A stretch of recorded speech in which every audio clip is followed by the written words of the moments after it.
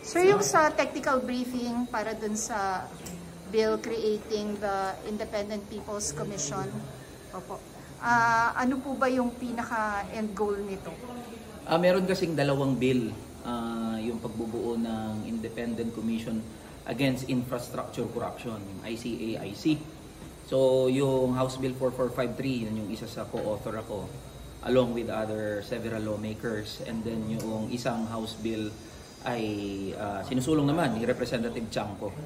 So ang end goal nito ay bigyan ng mas malawak na kapangyarihan yung Independent Commission for Infrastructure. Kasi nga, in its current form, yung itsura ng ICI talagang inutil eh. Walang kapangyarihan yung ICI.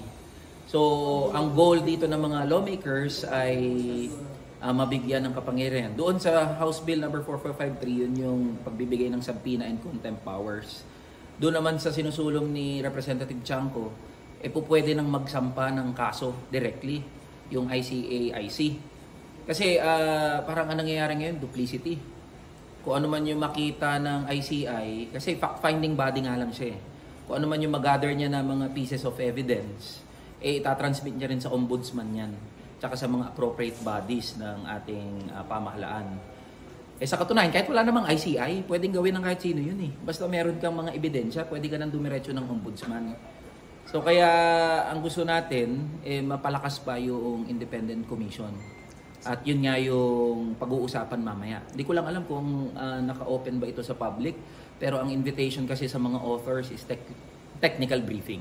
Sir, ang worry ng Makabayan Bloc is, okay, pwede naman gawin, but baka makadelay sa buong proseso. Dapat, tingin ko, hindi naman siya bangga. Hindi naman siya magkukos ng delay. Pero ang pinupunto nga natin ngayon, in its current form, yung ICA talaga walang kapangyarihan eh. Walang pangil, walang... Halimbawa, kung sabi ng mga diskaya, ayaw na nila mag-participate dyan sa proceedings na ginagawa ng ICI. Wala namang magawa yung ICI. Kasi nga, yung rason, wala siyang contempt powers, hindi naman niya makumpel yung mga iniimbitahan niya. At halimbawa, gusto niya mag-contempt ng mga iniimbita niya sa mga proceedings ng ICI. Ang gagawin pa dyan, mag-a-apply pa siya sa korte. So yun yung binabanggit natin, may duplicity, ang daming layer pa na dadaanan. So we would like to give the Independent Commission more power para magampanan niya yung tungkulin niya. Otherwise, kung mananatili siya na ganyan lang, sabi nga ni Representative Egay Erice, inutil ang ICI. Bali, hindi po makakadelay, hindi makakadelay. Hindi naman makakabilis? Hindi rin naman depende kasi yan kung paano gagalaw ang ICI. Ang gusto natin, siyempre, mapabilis at yung certainty na merong makukulong, merong mapapanagot. Sa kasalukuyang takbo kasi ng ICI, di ba, ang haba-haba na. How many weeks already ang lumipas pagkabuo ng ICI since lumabas yung executive order. Kaya ang gusto natin, mapabilis at magkaroon ng certainty na may mapapanagot.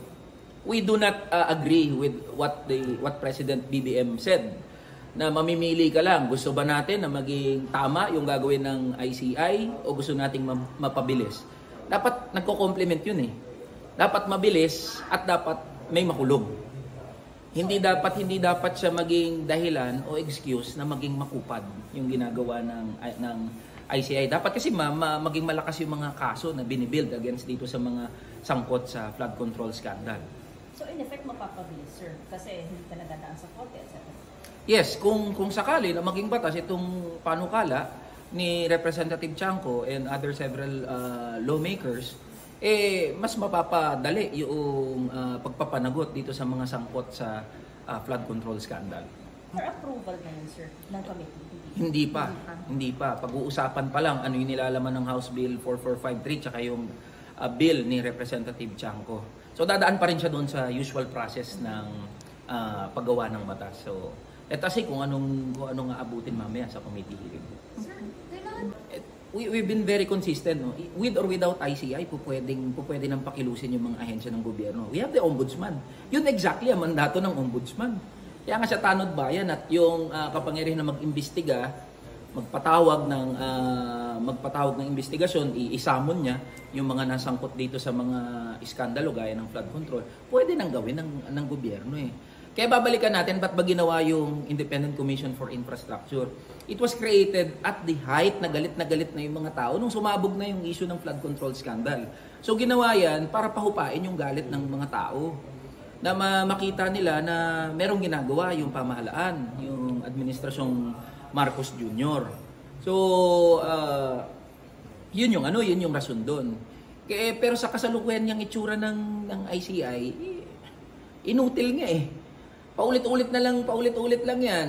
May mag-fact-finding sila, mag-iimbestiga sila. Tapos ang mangyayari, itatransmit din nila sa ombudsman. So binabanggit natin, kahit sino sa atin, meron tayong mga pieces of evidence na nagtuturo. Alam natin, halimbawa, itong congressman na to, itong politiko na to, itong senador na to, alam natin, meron yan, nasangkot yan dito sa flood control mess, flood control scandal. Pwede na tayong dumiretso sa ombudsman eh.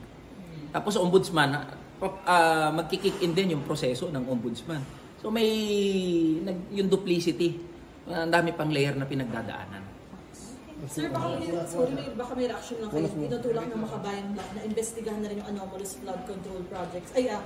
Farm to market roads dito sa Kamara. Ano pong masasabi niyo po? Oo, dapat lang. Farm to market roads, irigasyon, lahat na. Pati yung mga solar lamps. Ang cost lahat yan eh. Pinagbumulan yan ng korupsyon. Yung mga cat's eye, yung mga rock netting, lahat na ng infra project dapat imbestigahan na natin. Ito kasing sa flood control scandal, flood control projects, tip of the iceberg lang yan eh. Marami pa diyang mga infra project na alam naman nating pinagkakakitaan. Yan nga, yung usong-uso dyan, yung cat's eye, yung solar lamp, yung rock netting. Although bawal na nga, alam ko yung cat's eye tsaka yung rock netting eh. So, ang dami pang pwedeng tignan. Farm to market roads, irrigation. Buksan na natin lahat. Kung talagang seryoso na i-address itong usapin ng korupsyon sa infrastructure pa lang. Tingin ko, pag binukas lahat yan, yung usapin dyan sa infrastructure, maraming mahagip pa na mga nagsasabuatan para pagkakitaan yung mga proyekto ng gobyerno. Pag naisa batas yung bill nyo, sir, yun yung goal nyo din. Talagang malahat na yung anomaly. Oo, yun din ang nais natin, no? Na hindi magtapos dito sa flood control projects yung investigasyon. Gusto natin na lahat ng proyekto, infrastruktura, at kahit agipin na rin natin yung mga soft projects na tinatawag. Imbestigahan na rin natin. Kasi sure tayo na meron ding mga anomalya diyan. Halimbawa, yung paano ba binibigay yung mga guarantee letter, MAIFIP, yung AKAP, yung AIX, lahat, imbestigahan na natin. Kung talagang seryoso tayo sa usapin ng korupsyon. Sir, Kong Terry said na even if makakaganda nga yung palakasin yung kapangyarihan ng ICI, dapat pa rin daw po na magpatuloy yung House sa trabaho nito at kakapasidad nito na imbestigahan din yung mga infra projects hand in hand with the Commission. Agree po ba kayo? Yes, so kapangyarihan naman ng ng Kongreso yan, no? Oversight function ng House of Representatives yan, ng Kongreso. So hindi naman magkakalaban 'yun. Merong ICI, merong gumugulong na pagbubuungan ng ICAIC at yung paggampan ng House of Representatives, both houses of Congress doon sa kanyang mandato na oversight function. Okay. CPB 2026. Do you agree? Kung hindi mawawala yung doon sa unprogrammed appropriations, hindi mawawala yung kasi pork laden pa rin, napakaraming pa rin pork diyan sa General Appropriations Bill.